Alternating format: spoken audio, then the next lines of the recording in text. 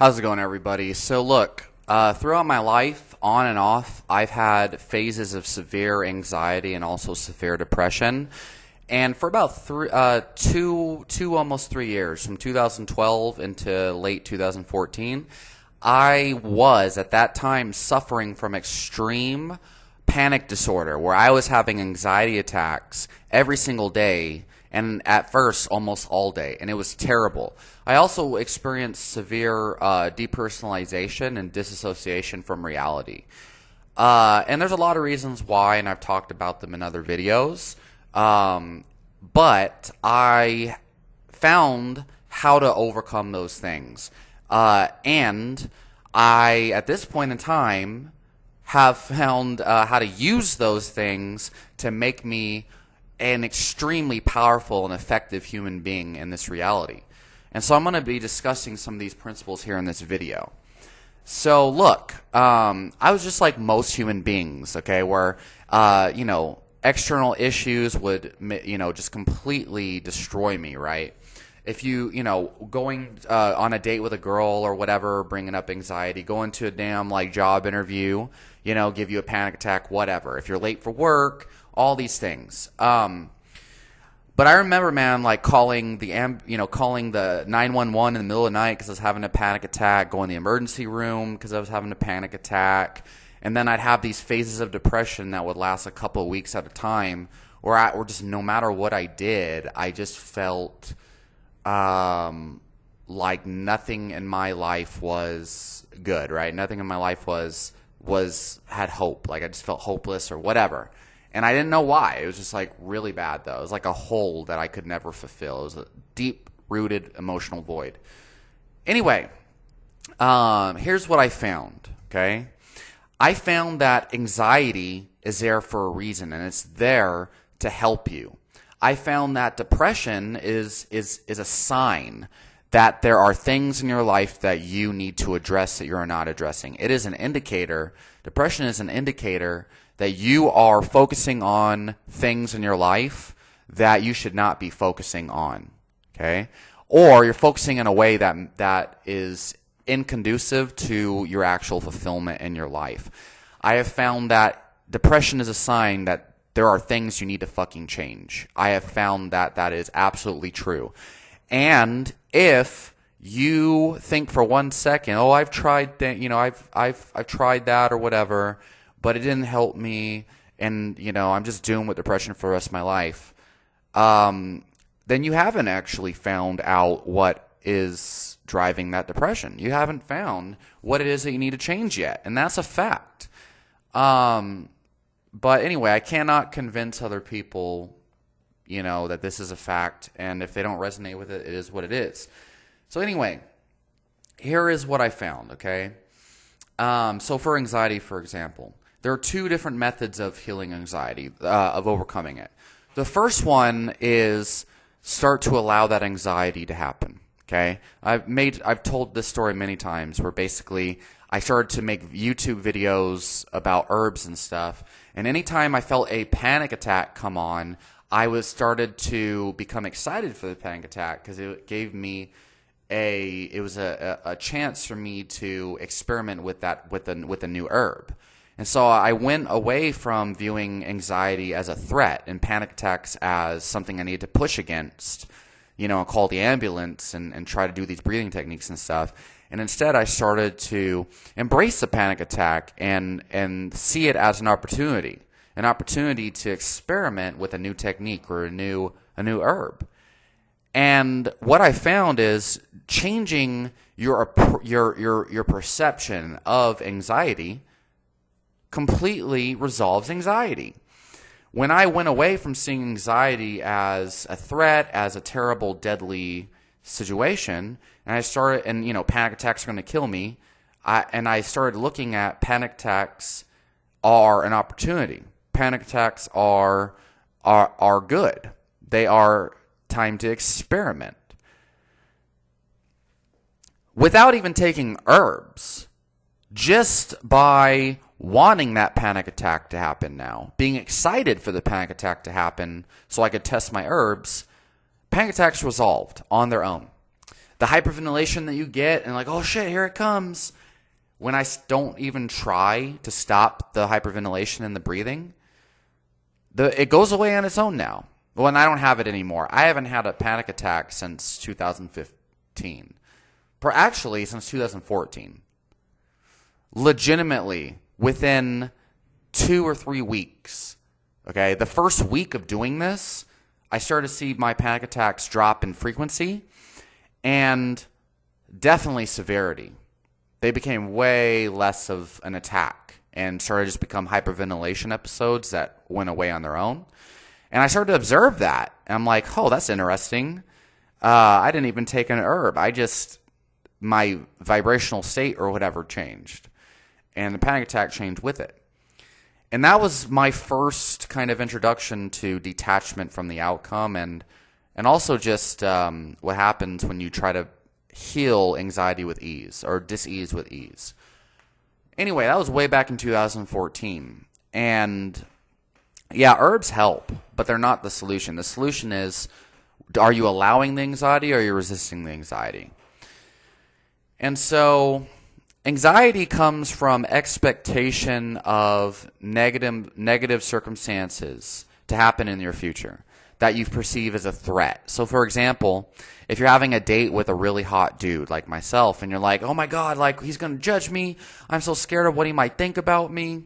He's, he might laugh at me. He might think I'm weak. He might think I'm fat.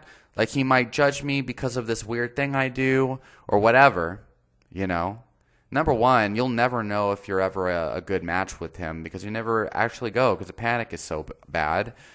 What if I throw up on him, because I'm so anxious? And it's like, girl, I like that shit. Nah, whatever. To each their own, right? Different folks for strokes or whatever that phrase is. But anyway,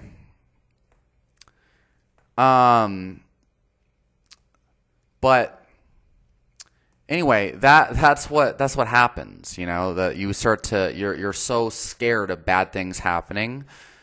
It gives you these feelings that actually prepare you for those bad things happening.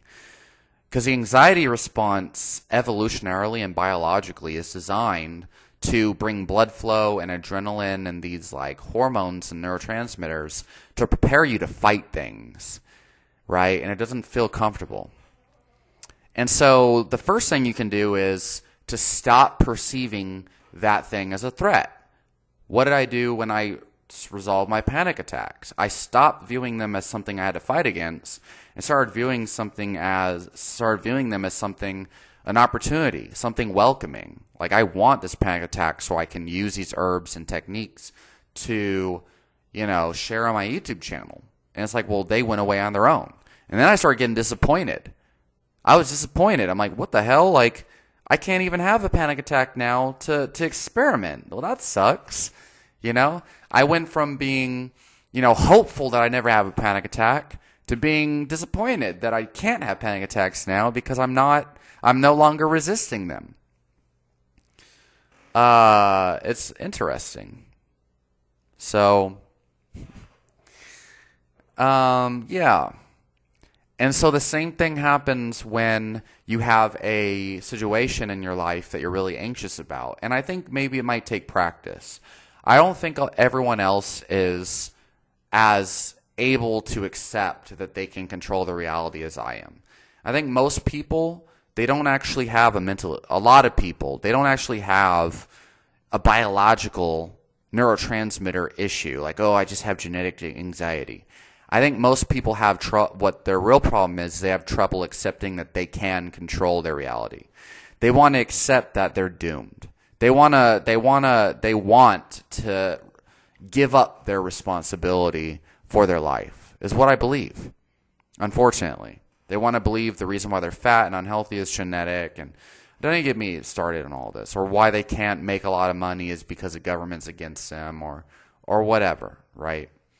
People are always looking for reasons why they can't do things. But anyway, if you really want to become mentally good and fulfilled and shit, you need to buy into the idea that you can conquer it. You can control your reality. That's what you need to do, is buy in, okay? Anyway, and start to see this thing you're anxious about differently. Okay, like for me, I see like, instead of seeing this job opportunity, like let's say you're going to have a job interview and you're like, oh God, I'm so anxious. What if they fire me? What if they don't like me? What if whatever. Start to see it as an opportunity to test yourself, an opportunity to display who you are. And if you think you're a piece of shit, then that's going to be hard, obviously. But that's the first thing, is you need to look at it in a way that removes the perception of threat. So the first thing is trying to remove the threat, or just say whatever happens, happens. Remove the importance of the situation. Like, it's whatever. It's just a manager. It's just a job position, or it's just a competition, whatever, or it's just a date with that dude doesn't matter, or whatever. Who cares what he thinks, or whatever. You need to develop feelings of, I don't give a fuck about what happens. I'm going to do this shit, and it's just going to be, it is what it is, right? That feeling of ease is what you got to build somehow. Detachment from outcome, whatever you want to call it. That is one way of doing it, is just removing the importance and the care of the situation altogether. When you walk into social situations, and if you have social anxiety disorder, you need to understand, first of all, everyone else feels anxiety too. It's natural to have these strong feelings around other people and shit. Anyway, the other thing you can do is transmute that anxiety to excitement. And this is what I like to do, okay? For a job opportunity, let's say you have an interview, right? And you're like scared. You're like, oh, fuck, what if they don't like me? What if I don't get the job or whatever? I'm like, oh, fuck yeah, I have a job interview. I'm going to smash it. I'm going to get that job. They're going to love me, and I can't wait to work there, okay? Anxiety has two sides of the coin, okay? It's either excitement or it's either excitement or it's dread and terror for the negative thing you think might happen. You could either be excited for the performance, or you can be scared of the performance, or anxious about the performance. And the thing is, they're both the same neurotransmitter pattern. So from a neurochemical level, you have adrenaline and dopamine. Okay, adrenaline and dopamine, they have two functions. Chasing what you want and feeling motivated towards what you want is one, and then running away from a threat and feeling anxious and hyped up about a threat is another. They're the same neurochemical pathway, but they completely change how you feel about the situation and how you approach it and the results you get from it. You need to understand anxiety and excitement are the same thing. Anxiety and motivation are the same fucking thing. The reason why so many people lack motivation in their life is, discipline and all this other crap, sure, that's good. But the biggest reason why is because you're wasting your motivation, you're wasting your excitement, you're wasting your love for life on the anxious side of the coin. If you were filled with anxiety, understand that is powerful energy that is meant to motivate you, meant to make you excited, meant to make you fuck shit up in life. Start to view these emotions as transmutation, as energy that's meant to help you, and find a way to channel that anxiety towards helping you. So let's say competition, jiu-jitsu competition, right? When I'm about to compete now, this really helped me. Instead of being like, oh shit, I'm so scared. What if they tap me? What if they break my arm or whatever? I'm actually thinking, fuck yeah, I can't wait. I'm so excited. I'm so pumped up. I'm gonna freaking choke them out. I'm gonna tap them out. I'm gonna snap their arm, whatever. I'm gonna make them cry. I changed that anxiety from like dread and anxiety and trying to run away from the situation to like, I'm pumped up. I can't wait to tear into it, And that's the most powerful thing I've ever done. Okay? Start to embrace it. You got to embrace the anxiety and it will dissolve, okay? And whatever it is, whatever situation it is, you need to find a way to channel that anxiety towards excitement. Now, I'll tell you, and it's not even being delusional. It's not even suppressing anything. It's literally becoming one with the anxiety, becoming one with the depression, or whatever it might be. Depression's something I have to make another video on, going into how to integrate it and transmute it, because it's different. Anxiety's easy. And some people might be like, yeah, well, so you're telling me all that excitement that you feel is really just you, like, faking your anxiety or whatever. It's like, no, you don't understand.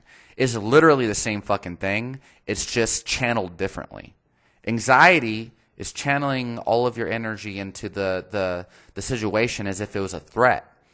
Excitement is channeling your energy into the situation as if, crazy things are going to happen and I'm excited to conquer that shit, right? Really, for me, to be honest, at this point in time, it's a difference of bad things might happen and I got to resist them, compared to great things are going to fucking happen. I'm going to make sure of it. And all that chaos, I'm ready for. Anything bad that might happen, I'm excited to feel. I'm excited to experience the chaos, right? To me, all that shit's fun now. You should be able to dance through the chaos and laugh at crazy shit. And that's what happens to me now. Like, all these people, they're like, oh, what if I trip and people laugh at me? Or what if I throw up and people laugh at me? For me, it's like, if I fucking, if I do something that other people might think is embarrassed. Like, I squatted at a gym while people were watching, at work, where I work, basically. I squatted and I ripped my fucking pants in front of everyone after slapping myself and pumping myself up for it. Like, people make the mistake of thinking that I'm a very serious person. I'm absolutely nothing of the sort. I ripped my fucking pants in the squat, and I'm good. I walked away from it, and I looked at everyone like, what? Yeah, I ripped my pants. What's up? I don't care. It's hilarious that happened. And I find it amusing, because I'm continuing on with my day with the ripped pants. Obviously, I'll go and change it or whatever, but if I have client sessions scheduled, as long as no inappropriate body parts are shown, I'm like, I don't really care. I've got to service these people's sessions that are scheduled. I'm not going to cancel on a client just because I don't have extra pants available. I got to drive home. That's not happening. And it's someone who asked me, hey, your pants are ripped, right? I'm like, oh shit, really? That's interesting. All right, continue with your set. Change the subject. I don't care. The biggest issue that people have, what drives anxiety and social anxiety and shit, is people care way too much about bullshit, about minutia. That's another thing that helped me. I started to realize that none of that shit matters, right? So these days, like, so I remember I was working and whatnot at one place one time. And I had a booger in my nose, I guess, right? Supposedly. And I remember one of these people at my work, like, hey, you got a booger, right? I'm a good friend, so I'm gonna let you know about it. I'm like, oh, thanks, man. I really appreciate that, because most people will just be quiet about it. But anyway, yeah. So tell me, what were you telling me again? And like, well, bro, you have a booger. You gotta do something about it. Why don't you go and wipe it or whatever? I'm like, nah, I don't give a fuck. Like, it is what it is. And I just kept going. To me, I'm like, it's a test of meditation now. I view that shit as meditation. Your ability to take your focus away from shit that really doesn't matter. Like, what negative thing is happening to me if I have a booger in my nose or someone else, right? Literally, I'm not harming other people and I'm not harming myself. It's uncomfortable to you because you allow it to be uncomfortable. So a lot of people are fragile. They're fragile, and it's self-imposed. Right? Are you really telling me that you lack self-control so much that you can't just ignore the fact that you might have a booger in your nose? And people have all these stupid thoughts in retaliation to it. They're like, well, it's just common decency. Or like, come on, man. Like, you could just why don't you just blow your nose and everything's okay? It's like, bro, who fucking cares? Okay? If that shit bothers you so much, And the thing is that people don't see this, but like,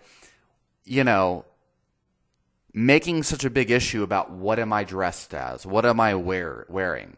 What booger do I have on my nose? Or I have a pimple on my face, okay? Do you realize how many people suffer unneedlessly because of little shit like this every fucking day. Like, oh, I have a dent in my car. Let me go and pay $1,000 to remove that dent so people don't think that I'm poor or that it's a junk. Like, do you really need to do that? Unless, like, there's a bigger reason why you want to undent that car. Does it really matter? Or like, oh, I have a hole in my armpit on my shirt, right? Like, I have videos where, like, I was making a video and I was wearing a badass Morbid Angel shirt because I love that band so much. And I had a hole in my armpit, right? There's a hole in the armpit part of my shirt. And there were comments, people like, oh, you have a hole in your shirt, blah, blah, blah. Don't you know? It's like, I don't. The problem is, whether I know or not, I actually just don't care. And why do you care either? I'm making an hour-long video about the science of, low-carb diets or the science of dopamine and the Mucuna pruriens extract supplement. And people are they're like so distracted by the hole in my shirt. It's like, brah, if I don't give a fuck about the hole in my shirt, why the fuck do you? You're not the one wearing the shirt, right? Did you come to this video to extract information about dopamine? Or did you come to this video to hyperfixate and obsess over my shirt? You're choosing to be mentally ill. You're choosing to worry about shit that doesn't fucking matter. Like, oh my God, that person in the video I'm watching who's talking for an hour about the science of dopamine has a hole in their shirt. Ah, I'm crazy. Like, brah, are you an adult? Aren't your actions, your behaviors, your responsibility? Really? Like, no, and then you have all these, oh, it's significant and this is why and blah, blah, blah. Brah, shut the fuck up. Okay? Focus on what fucking matters. On what actually matters. Okay? Anyway, yeah. And that's another thing. Lots of anxiety is focusing on things that really don't matter. Being worried about things that actually won't actually happen. And it's self-imposed. And so you need to find ways of convincing yourself of that. You got to find ways of lowering the importance of the situation, or detaching yourself from the situation, or becoming one with the anxiety and just saying, fuck it. For me, that's the easiest thing. It's like, fuck, I feel anxiety. Wow, okay, let's go. You know what I mean? It is what it is. That whole it is what it is thing is so fucking powerful. Like, shit, well, some crazy shit might happen. I might, get in a car accident, or I might trip and fall, or whatever. Someone might break my arm, whatever the fuck, That girl might think, might hate me or think I'm crazy or whatever. It's like, who cares, right? I might walk up, I'm going to ask that girl out. I might get rejected. I'm so scared when I just won't ask the girl out. It's like, motherfucker, are you going to get that girlfriend or not? Right? Motherfucker, are you going to get that job opportunity or not? Oh, I'm so scared. I would love to, move up in the company, but I'm scared of getting rejected if I ask for a promotion. All right, what the fuck, man? Good luck never accomplishing shit in your life, because it's not because of the external circumstances. It's inside of you that you must transform. All right, anyway, I have fasted all day, and I'm probably going to go and get a badass fasted workout. Probably not eat anything until I get home tonight at 9 p.m. Oh, I'm so scared. I'm fasted. I got to eat food. Where? I'm going to pass out. Fuck out of here. All right? Look, it's okay. All right? Stop with the self-imposed resistance, fragility, whatever. Let's smash those goals. Let's become excited. Let's become okay with stop being afraid, stop being anxious about feeling anxious. You're like, oh no, I can't do it because I'm going to have a panic. Bitch, feel a panic attack. Feel the depression. Become one with it. Integrate with it. And says like, yeah, I've got freaking anxiety. Oh shit, I might die, but I'm going to fucking love dying or whatever. I don't know, man.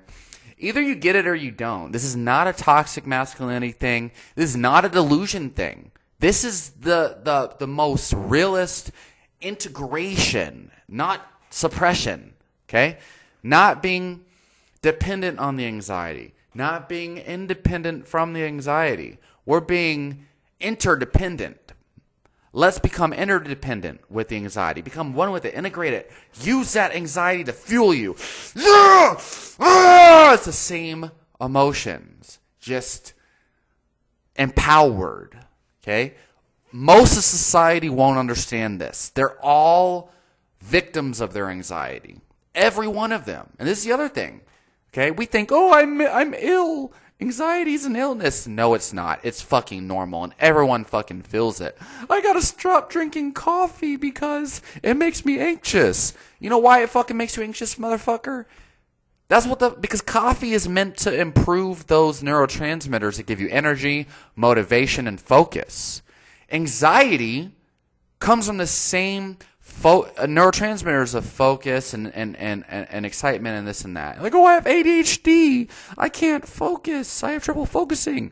But I also have panic attacks and anxiety. Like, bitch, they're all the same thing. That's your problem. It's not that anxiety is a threat or a problem. It's not that anxiety is a disorder or an illness. It's that you don't understand what anxiety is. And because of that, you're not able to conquer it and use it to your advantage. Anxiety is your friend. Let's fucking go.